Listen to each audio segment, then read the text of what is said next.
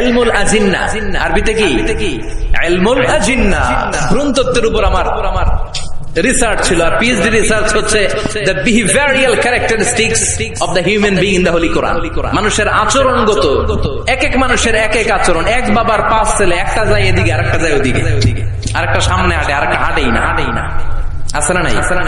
এক একটা আচরণ। তো মানুষের আচরণের ব্যাপার আল্লাহ কোরআনে কি বলেছেন, এটা নিয়ে আমার পিএইচডি থিসিসের রিসার্চের টপিক। সেজন্য আল্লাহ আমাদেরকে প্রথমে বানিয়েছিলেন নুতফা। খেয়াল করে বুঝবেন, তাহলে বুঝতে সহজ হবে। নুতফা, তারপরে আলাকা, তারপরে মুদগা, sperm drop, blood clot, and finally the little স্ট্যাচ, লিটল ফ্ল্যাশ। গোশতের টুকরা ছিলাম, ছোট্ট নুতফা ছিলাম, সামান্য শুক্রাণু ছিলাম আমরা। শুক্রাণু, আমি, আপনি, আমরা সবাই শুক্র ছিলাম না, আমরা ছিলাম শুক্রাণু, মানে শুক্রের অনু। আমরা ডিম্ব ছিলাম না, আমরা ছিলাম ডিম্বাণু। আরবিতে বলে আল বুয়াইদা আল উনসাউইয়া, বাইদানা বুয়াইদা তাসগীর, আল বুয়াইদা আল উনসাউইয়া। ডিম্বাণু, ডিমের অনু ছিলাম, শুক্রের অনু ছিলাম। এক ফোঁটা শুক্রের ভিতরে 20 কোটি শুক্রাণু থাকে, ওইটার একটা ছিলাম আমি, সলিমুদ্দিন। সুবহানাল্লাহ কইবেন না? এই শুক্রের ভেতরে যে প্রাণ আছে, 1977-এ হাম আর লিয়েন হুক, এই দুইজন বিজ্ঞানী মাইক্রোস্কোপ দিয়ে তারা শুক্রের ভেতরে, বীর্যের ভেতরে ছোট ছোট কি যেন নড়াচড়া করে, প্রাণের অস্তিত্ব তারা সেখানে খুঁজে পেয়েছে। এরপরে sir William case more, the developing human being, উনি একজন অ্যানাটমিস্ট, হিউম্যান বডি অ্যানাটমি নিয়ে গবেষণা করে। তিনি আরো ডেভেলপ রিসার্চ আবিষ্কার করেছেন মানুষের বড় হওয়ার উপরে। পড়েন সুবহানাল্লাহ। এজন্য আল্লাহ বলেন তুমি খুবই ক্ষুদ্র ছিলা, বাবার পিঠ থেকে মায়ের পেটের ভেতরে তোমারে ঢুকায়া দিয়েছে কে? ফালইয়ানযুরিল ইনসানু মিম্মা খুলিকা, খুলিকা মিম্মা ইন দাফিক ইয়াখরুজু মিন বাইনিস সুলবি ওয়াত তারাইব। বাবার পৃষ্ঠদেশ থেকে, মায়ের গর্ভদেশে সবেগে সামান্য একটা নাপাক পানি থেকে তোরে এত বড় করলো কে? তোরে হিরো থেকে জিরো বানালো কে? আমাদের কোনো নাম ছিল না, আমার কোনো গ্রাম ছিল না। কত ক্ষুদ্র ছিলাম আমি, কত তুচ্ছ ছিলাম আমি, কত নগণ্য ছিলাম আমি।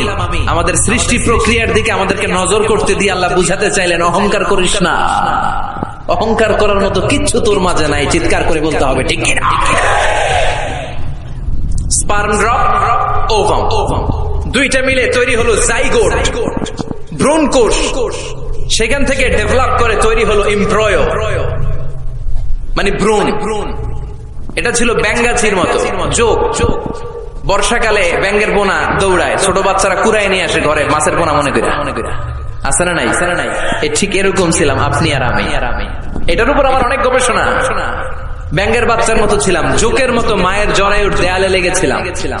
এমব্রয়ো থেকে আমরা হলাম ফেইটাস, যেটাকে আরবিতে বলে মুদগা, গোশতের টুকরা। এরপরে আল্লাহ এই ফেইটাসকে ডেভেলপ স্টেজে নিতে শুরু করলেন। এই ফেইটাসের ভিতরে আল্লাহ আমার স্কেলিটন দিলেন, মানে কঙ্কাল ঢুকায় দিলেন। আমার স্কাল দিলেন, মাথার খুলি দিলেন। আমার পিঠে একটা স্পাইনাল কর্ড দিলেন, শির দ্বারা। এরপরে আমার হার্টের দুটা পার্টিশন করলেন। এরপরে রুহের ফুৎকার দিলেন। এরপরে শুরু হইলো আমার ধপ ধপ ধপ ধপ ধপ ধপ। সুবহানাল্লাহ পড়ে। লাঞ্চের কাজ শুরু হলো। লাঞ্চের কাজ, ফুসফুসের কাজ, দম নেয়া, দম সারা। 1 মিনিট যদি দম বন্ধ থাকে আপনার অবস্থা কি? খালি শেষ নাকি ঠুস? হায় রে মানুষ, রঙিন ফানুষ, দম ফুরাইলে তবু তো ভাই কারোরই নাই একটুখানি। হায় রে মানুষ, রঙিন ফানুষ, রঙিন ফানুষ, হায় রে মানুষ। আল্লাহ বললেন ফাকাসাউনাল ইযামা লাহমা, স্কেলিটন, কঙ্কাল, গোশত দিয়ে আমি প্যাকেট পড়ালাম। সেখানে তোর হার্ট দিলাম, লাঞ্চ দিলাম, সেখানে তোর গল ব্লাডার দিলাম, কিডনি দিলাম, ইন্টেস্টাইন দিলাম। ফি যুলুমাতিন সালাস, 3টা অন্ধকার প্রকোষ্ঠের ভিতরে আমি তোকে ইন্টেনসিভ গার্ড দিয়ে রেখেছি। ফি কারারিন মাকিন, ওই 9টা মাস তোর মায়ের পেটের ভিতরে তোর যে খাবার, অক্সিজেন, পানি গিয়েছে, পৃথিবীর কোন কবিরাজি কাজে লাগে নাই। জোরে বলেন ঠিক কিনা? এজন্য আল্লাহ বললেন ইন্না খালাকনাল ইনসানা মিন নুতফাতিন আমশাজিন নাবতালি ফাজআলনাহু সামিআন বাসীরা। এই ছোট্ট বীর্যের ফোঁটা থেকে এত বিশাল মানুষ করে তোরে বানালো কে? এরপরে নাবতালিহি, দুনিয়ায় আসার পরে তোর পরীক্ষা শুরু হয়ে যায়। আল্লাযী খালাকাল মাউতা ওয়াল হায়াতা লিয়াবলুয়াকুম আইয়ুকুম আহসানু আমালা। আল্লাহ জীবন মৃত্যুর এই খেলা খেলছেন, আমাদের কার আমল ভালো কার আমল খারাপ এইটা পরীক্ষা করার জন্য। দুনিয়াতে আমাদের পরীক্ষার দরকার আছে না নাই? প্রতিনিয়তই পরীক্ষা। এই যে মাহফিল করতেছে এটাও পরীক্ষা। এখন আমরা পরীক্ষার হলে আছি। আমাদের পুরো জীবনটা একটা বিশাল পরীক্ষার হল। আল্লাহ দেখতে চাচ্ছেন আমার আমলটা কেমন, আমি কি ডানপন্থী না বামপন্থী, এটা দেখতে চায় কে? এরপরে আল্লাহ বললেন তোকে আমি বানালাম ফাজআলনাহু সামিআন বাসীরা, তোকে আমি কান দিলাম দেখার জন্য, তোকে আমি দুইটা চোখ দিলাম। এজন্য চোখ পাওয়ার পরে চোখের নেয়ামতের শুকরিয়া করব কার?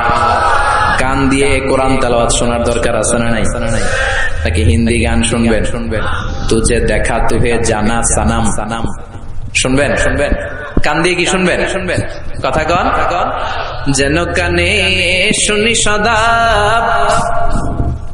তোমার কালাম, হে খোদা চোখে যেন দেখি শুধু কোরআনের আয়াত। শোনো আমার মুনাজাত, শোনো শোনো ইয়া ইলাহি আমার মুনাজাত, শোনো আমার মুনাজাত। পড়েন আমিন।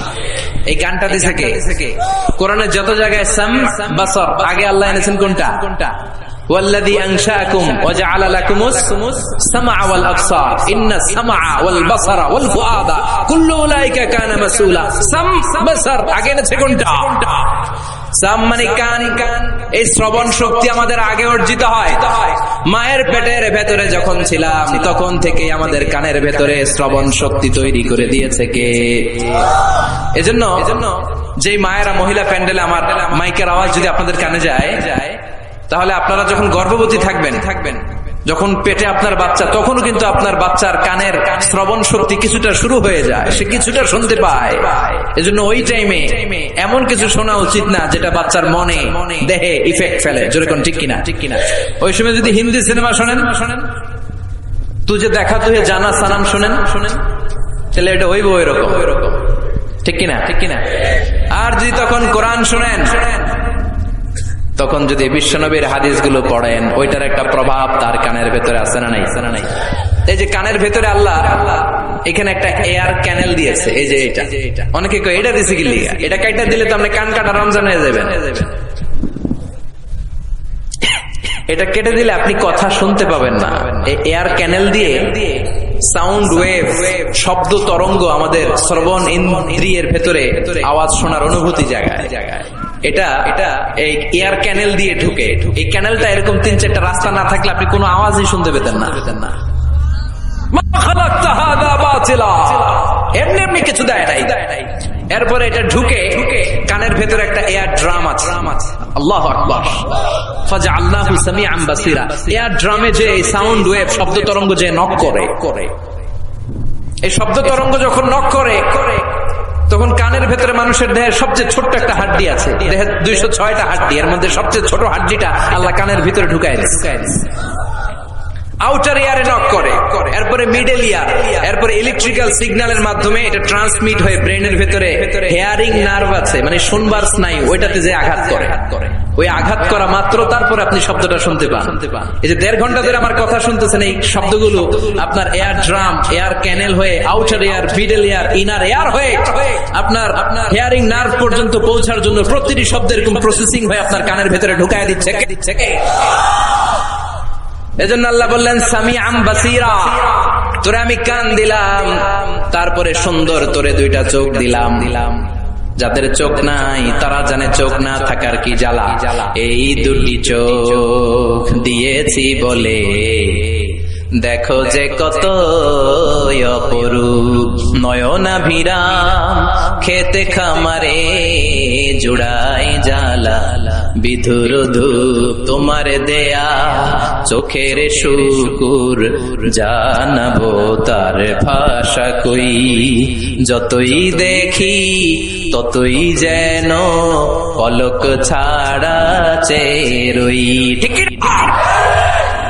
আল্লাহ বললেন আলাম নাজআল লাহু আইনাইন ওয়া লিসানাও ওয়া শাফাতাইন ওয়া হাদাইনাহুন নাজদাইন ও গোলাম তোরে কি আমি চোখ দেই নাই চোখ দিয়েছে কে চিল্লায় বলেন চোখ দিয়েছে কে 2 মিলিমিটার ডাইমেনশনের এই ছোট্ট চোখ আমার সবার 2 চোখ আছে তো নাকি অনেকের এক চোখ চোখ ছাড়া কেউ আছেন আহা ওই ভাইদের কি জ্বালা এটা আপনি বুঝবেন না আমি বুঝবো না যারা আল্লাহ দেয় নাই পরীক্ষা নিচ্ছে সে জানে না চালিহি চোখ না দিও আমি পরীক্ষা করি তিনি